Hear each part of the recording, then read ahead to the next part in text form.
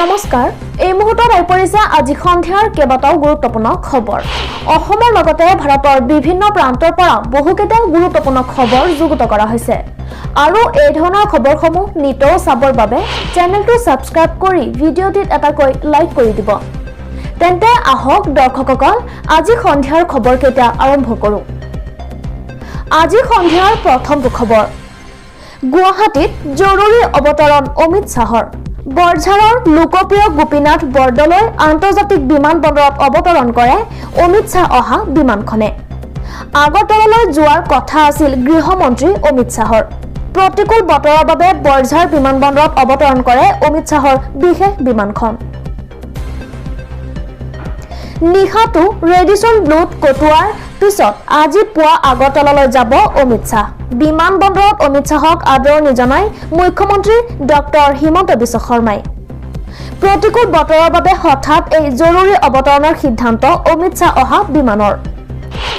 আজি সন্ধিয়াৰ দ্বিতীয়টো খবৰ পুনৰ গুৱাহাটী মহানগৰীত বিধ্বংসী অগ্নিকাণ্ড এইবাৰ পল্টন বজাৰত সংঘটিত হ'ল এই অগ্নিকাণ্ড নিশা প্ৰায় 14:40 সংঘটিত হোৱা এই অগ্নিকাণ্ডত কেইবা লাখ টকাৰ সম্পত্তি ভস্মীভূত হয় অগ্নিকাণ্ডত মুঠ 8খন ব্যৱসায়িক প্ৰতিষ্ঠান ভস্মীভূত হোৱাৰ খবৰ পোৱা গৈছে অগ্নি নিৰ্বাপক বাহিনীৰ তৎপৰতাত পৰিস্থিতি অধিক ভয়াৱহ হোৱাৰ পৰা ৰক্ষা পৰে অগ্নিকাণ্ডত কোনো লোকৰ হতাহতিৰ খবৰ অহা নাই পল্টন বজাৰৰ জৈন গলিত সংঘটিত হৈছিল এই অগ্নিকাণ্ডটো দিবলৈ লৈছো আজি সন্ধিয়াৰ তৃতীয়টো খবৰ এটা দুটা নহয় মুঠ 13টাকৈ গড়ে বিচৰণ কৰিছেহি মাজুলী যোৰহাট আৰু গোলাঘাটৰ সীমান্ত অঞ্চলত কেইদিনমান পূৰ্বে মাজুলীত দুটা আৰু যোৰহাটৰ ঢেকিয়াখোৱা অঞ্চলত দুটা গড়ে বিচৰণ কৰি থকা দেখিবলৈ পোৱা গৈছিল কিন্তু বৰ্তমান এই সংখ্যা 13টালৈ বৃদ্ধি পালে বুলি বন বিভাগৰ পৰা জানিব পৰা গৈছে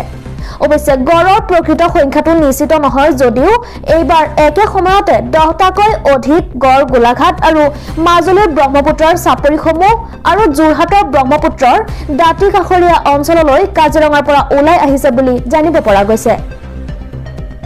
তিনিটা গড় যোৰহাটৰ উপকণ্ঠ অঞ্চলত দেখিবলৈ পোৱাৰ বিপৰীতে 10টা গড়ে মাজুলী আৰু গোলাঘাটৰ বহুকেইটা চাপৰিত বিচৰণ কৰি ফুৰা বন বিভাগৰ লোকসকলে প্ৰত্যক্ষ কৰিছে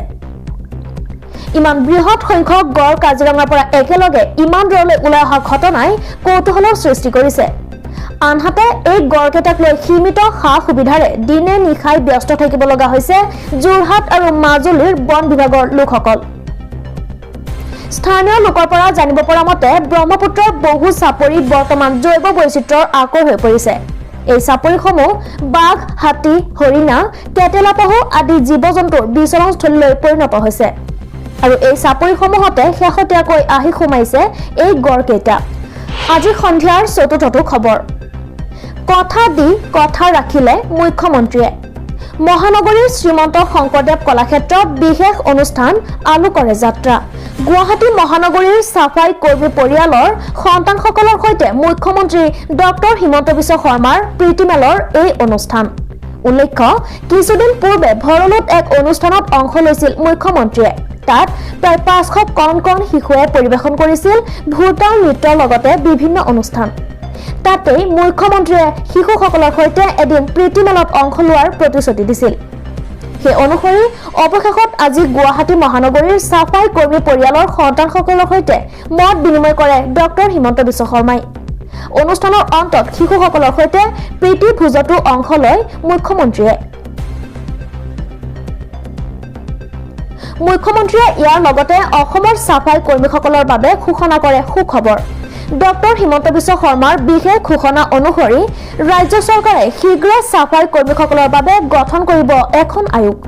সাফাই কৰ্মীসকলৰ উন্নয়নৰ বাবে ৰাজ্য চৰকাৰে মোকলাই দিব পৰ্যাপ্ত পুঁজি এই আয়োগৰ যোগেদি সাফাই কৰ্মীসকলৰ শিক্ষা স্বাস্থ্য আদি দিশৰ লগতে সকলো ক্ষেত্ৰৰ সৰ্বাংগীন উন্নয়ন সাধন হ'ব এই বৰ্ষৰ বাজেটত চৰকাৰে আবণ্টন কৰিব পুঁজি আজি সন্ধিয়াৰ পঞ্চমটো খবৰ প্ৰচণ্ড শীত প্ৰবাহে জোকাৰি গৈছে সমগ্ৰ উত্তৰ ভাৰতক দিল্লীত প্ৰতিদিনে বৃদ্ধি পাইছে শীতৰ প্ৰকোপ বৃহস্পতিবাৰে পুৱাৰ ভাগত ৰাজধানী দিল্লীত এই বৰ্ষৰ সৰ্বনিম্ন তাপমাত্ৰা 2.8 ডিগ্ৰী সেলসিয়াছ হৈ গৈ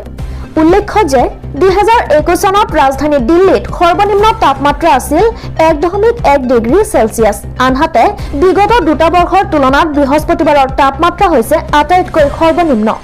ইফালে বতৰ বিজ্ঞান কেন্দ্ৰই জনোৱা অনুসৰি দিল্লীৰ সফদৰজঙত নিম্নতম তাপমাত্ৰা 3 ডিগ্ৰী সেলসিয়াছৰ লগতে লুধি ৰোডত 2.8 ডিগ্ৰী সেলসিয়াছ হৈছে।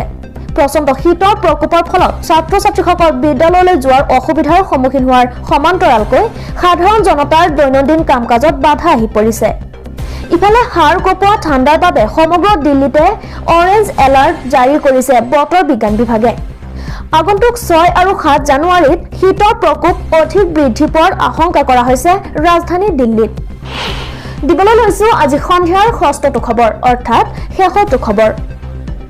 প্ৰকৃতিৰ অপূৰ্ব নান্দনিক শোভা, জনগোষ্ঠীগত বৈশিষ্ট্য আৰু বিভিন্ন জীৱ-জন্তুৰ কাৰণে উত্তৰ পূৰ্বাঞ্চল বিশ্বৰ যিকোনো ঠাইৰ পৰ্যটনৰ বাবে বিশেষভাৱে আকৰ্ষণৰ কেন্দ্ৰবিন্দু। এসময়ত গড় হত্যাৰ খবৰে কলংকিত কৰা কাজিৰঙা ৰাষ্ট্ৰীয় উদ্যানত বিগত বৰ্ষত এটাও গড় হত্যা নোহোৱাৰ খবৰে সমগ্ৰ ৰাজ্যকে গৌৰৱান্বিত কৰাৰ লগতে কাজিৰঙালৈ অহা পৰ্যটকৰ সংখ্যাই আন এক অভিলেখ সৃষ্টি কৰিবলৈ সক্ষম হৈছে। অভিলেখৰ দিশত কাজিৰঙাৰ 2022-23 পৰ্যটন বৰ্ষ। চলিত বৰ্ষত কাজিৰঙা ৰাষ্ট্ৰীয় উদ্যান পৰ্যটকৰ বাবে মুকলি কৰাৰ পাছত আৰম্ভণিৰ 3 মাহতে কাজিৰঙালৈ আহিল 1,36,000 দেশী বিদেশী। চলিত বৰ্ষত কাজিৰঙা ৰাষ্ট্ৰীয় উদ্যান পৰ্যটকৰ বাবে মুকলি কৰাৰ পাছত আৰম্ভণিৰ 3 মাহতে কাজিৰঙালৈ আহিল 1,36,000 দেশী বিদেশী পৰ্যটক। ইয়াৰ ভিতৰত 3,080 গৰাকী বিদেশী পৰ্যটক। আনহাতে পৰ্যটকৰ পৰা ৰাজহ সংগ্ৰহৰ পৰিমাণ 3,41,03,500 টকা। এই কথা সাদৰি কৰিছে কাজিৰঙা ৰাষ্ট্ৰীয় উদ্যানৰ সঞ্চালক যতীন্দ্ৰনাথ শৰ্মাই। উল্লেখ্য যে 2022 বৰ্ষত কাজিৰঙাত এটাও গড় হত্যা কৰিব নোৱাৰিলে চোৰাং চিকাৰীয়ে। মুখ্যমন্ত্ৰী হিমন্ত বিশ্ব শৰ্মাই গড়ৰ চোৰাং চিকাৰ প্ৰতিৰোধ কৰাৰ ক্ষেত্ৰত বিশেষ উদ্যোগ লৈছিল। তাৰে ফলশ্ৰুতিত ৰাষ্ট্ৰীয় উদ্যানখনত গড় হত্যা ৰোধ হ'ল। দৰ্শকসকল, যদি আজি সন্ধিয়াৰ খবৰকেইটা আপোনালোকৰ বাবে উপযোগী আছিল তেন্তে ভিডিঅ'টোত এটা কৰি লাইক কৰি দিব আৰু ভিডিঅ'টো শ্বেয়াৰ কৰি দিব। আৰু যদিহে ভিডিঅ'টি ফেচবুকত চাই আছে তেন্তে ফেচবুক পেজটি ফ'ল' কৰিবলৈ নাপাহৰিব। সামৰিছো, ধন্যবাদেৰে।